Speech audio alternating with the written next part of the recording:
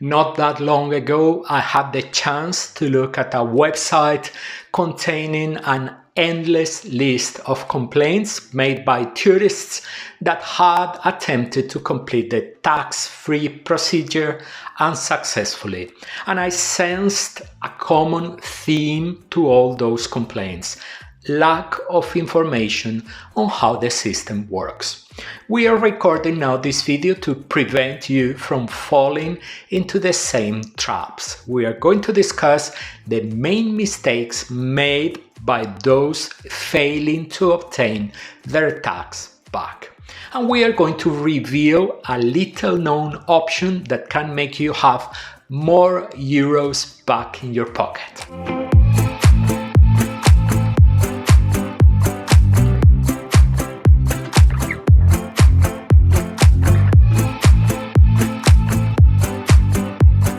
Hola, ¿qué tal? Hello, I am Tony Galvez from Road Trip Spain and Portugal, where we help you plan the perfect trip with practical information, insider tips, and our very own travel guides. So this is the list of mistakes. The last couple of mistakes are the ones that make people fall at the last hurdle.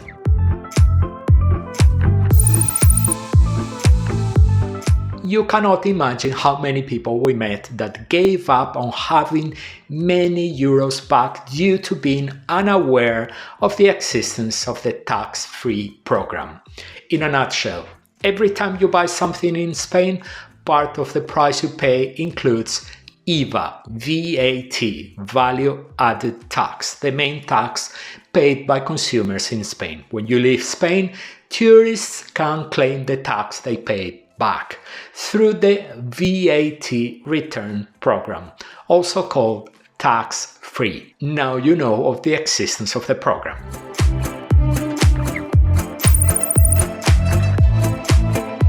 The second mistake is not to understand that while you've got the right to get the tax back, you will have to sweat blood to get it. The process of obtaining VAT back is an obstacle race. Is it impossible to complete? Not at all, but you will have to overcome several obstacles. Here, persistence is the name of the game.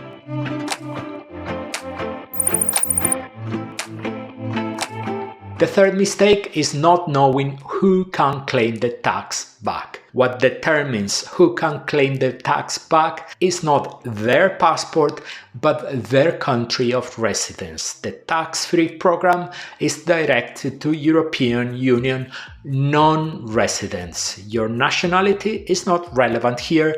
What matters is that you live outside the European Union. To give you an example, myself, holder of a Spanish passport, while I lived for many years in Brazil, was entitled to claim tax-free in Spain. But right now, Cecilia, my partner, holder of a Brazilian passport, but resident in Spain, cannot claim the tax back.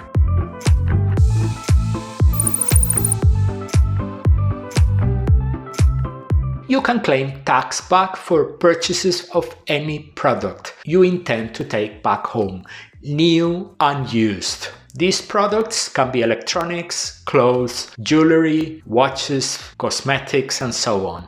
But you cannot claim tax back for services. You will not get your VAT back for things like accommodation, meals at restaurants, tickets for tourist attractions, car rental, and any other type of service.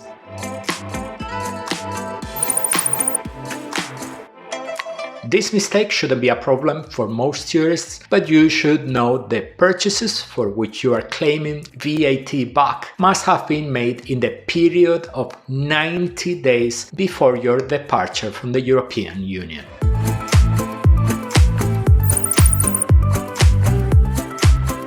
Another common mistake is to think that tax-free rules are the same for all the European Union countries. They are not. Some countries set a minimum purchase value for being entitled to the VAT return. Other countries, such as Spain, do not impose a minimum value. Study well the rules of each country where you intend to make purchases for which you will be claiming the VAT return.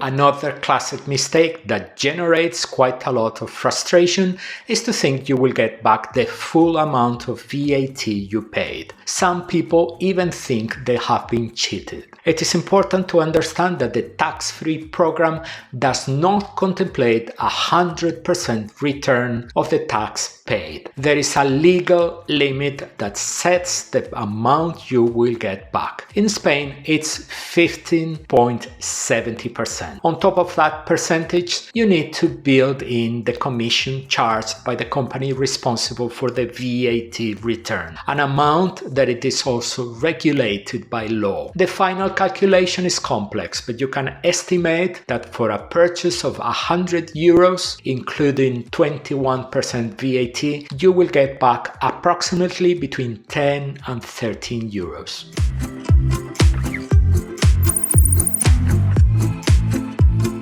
The tax return procedure includes 3 compulsory steps: the purchase of the products, the validation of those products, usually carried out at airports, and the return of the tax paid. The order can be altered, but if you don't fulfill the 3 steps, there is no tax return. In some cities, you can get the money back in the center of the city before the day of your departure. But you will still have to validate the purchases at the airport. If you don't do that, you will have to give back the money you have been advanced, and you might also be subject to a fine. The next 3 mistakes are related to the moment of purchase.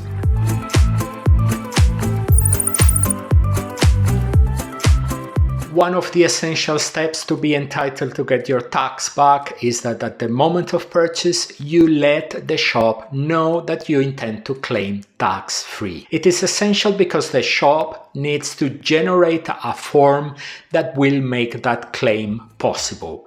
Without the form, there is no VAT return.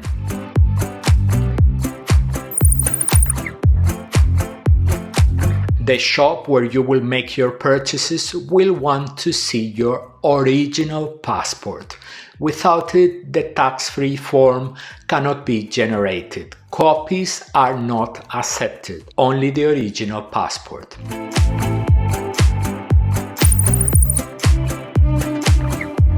One of the reasons why you don't get all the tax back is because there is a company that acts as an intermediary between you and the Spanish Inland Revenue, a company that charges a commission for the services they carry out. What few people know, in particular because the intermediaries are not at all interested in making this fact known, losing part of their business, is that you can deal directly with the shop, getting rid of the intermediary. The Spanish Inland Revenue is quite clear.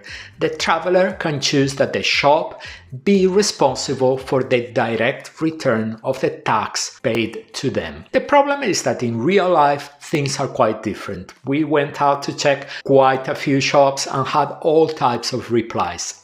Apple, for example, doesn't want to hear of dealing directly with the consumer. It's the middleman or it is not. IKEA makes payments to European bank accounts, which is not of much help to foreigners. The only positive answer we had was from retail giant El Corte Inglés. They do deal with tax-free claims directly with the consumer, no middleman needed. But they stressed that it is vital the customer makes it clear at the time of purchase they want a commission-free tax return when making the purchase. In smaller shops, you'll find those willing to deal with the tax return directly and others more inclined to involve an intermediary. Always ask. We are not a specialist in tax law. We would love to hear from an expert whether a company like Apple can refuse to deal with a direct tax return, given that the Spanish Inland Revenue is quite clear. It is the consumer's choice, not the shop's. The feeling we have is that some companies abuse the fact that most foreigners are not familiar with their rights To enforce on them, they need to deal with a tax claim through a middleman. The next steps we're going to mention are related to the validation step. With this step, the Spanish tax authorities acknowledge the purchases can be contemplated in the tax-free program, an essential step for you to get your tax back.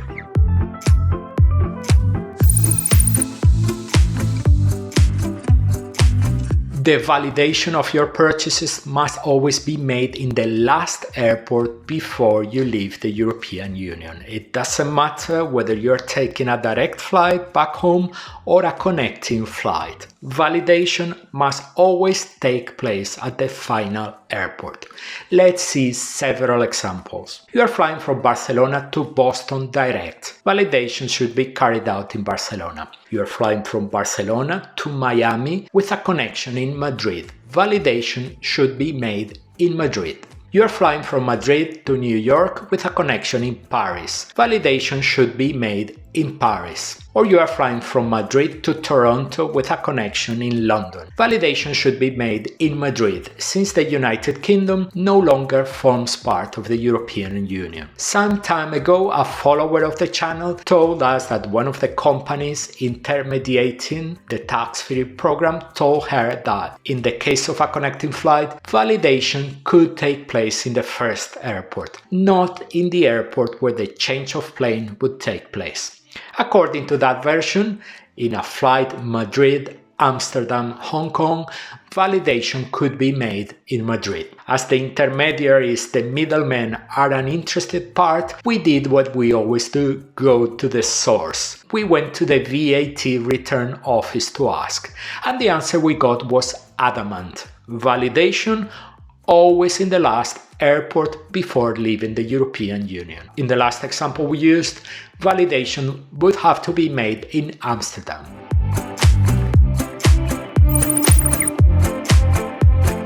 From what we've just explained follows that if you plan on going back to your country with a connecting flight, you should make sure it is not a short connection. You will need time to guarantee the validation can be made. The authorities understand that you are responsible for counting with enough time for dealing with that procedure at the final connecting airport.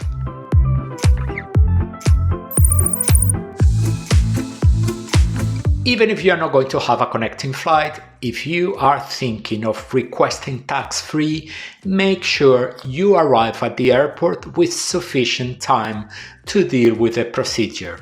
The queues at the VAT return office can be lengthy and slow depending on the time of the day.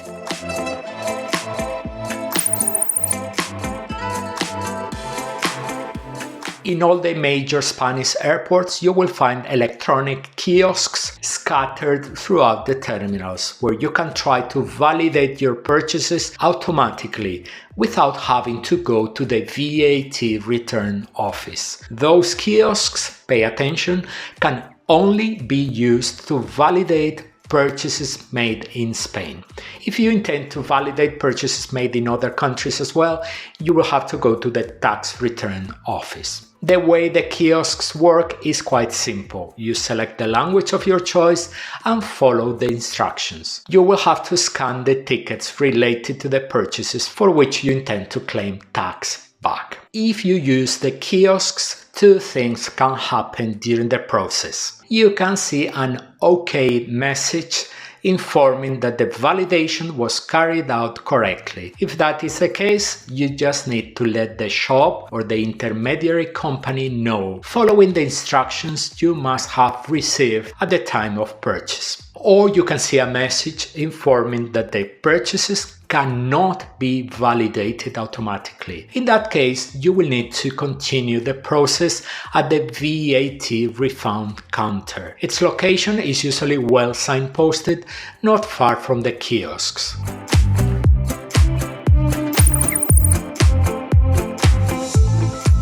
Not all airports have a 24-hour VAT refund office. Check the times in the airport you intend to use, in particular if you are catching a late or an early flight. And let's deal with the final two mistakes, the ones that spoil the party for many people.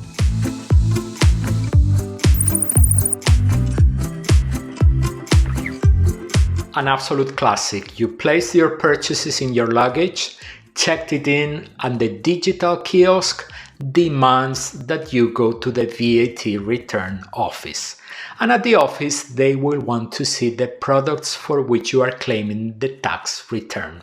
If the products are in your checked-in baggage, you will not be able to validate the purchases and you will be unable to complete the procedure. You could either place your purchases in your checked-in luggage, but check it in just after completing the tax-free procedure, or in the case of small purchases, carry them on your cabin luggage. But always keep in mind there's a limit to the amount of liquids you can carry on your cabin luggage.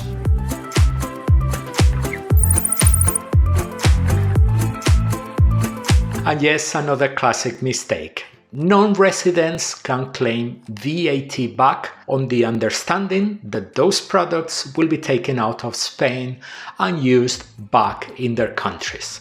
For that reason, the tax authorities will want to see the products looking new or as new.